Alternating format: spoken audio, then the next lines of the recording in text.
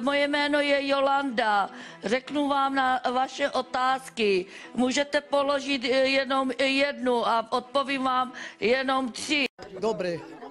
On teraz také slovo vypovedal pred všetkýma svědkami, že on nemá teraz žádný kabel. A já cítím s váma. Jaký život vy máte? Vy už jste z toho psychicky na dně. Milá Zlatá, já už teďka vám žehnám, nebo to je velký hřích, co udělal ten stát. A to jsem se bála. No a on to po peněži užívá. Automaty. Na automatu. A to jsem se bála. Elektrinu. Do toho stroju, do toho robota. Dobře, Zlato, dobře, ať ti žehná Bůh. Ďakujem za to všetko, za spoluprácu.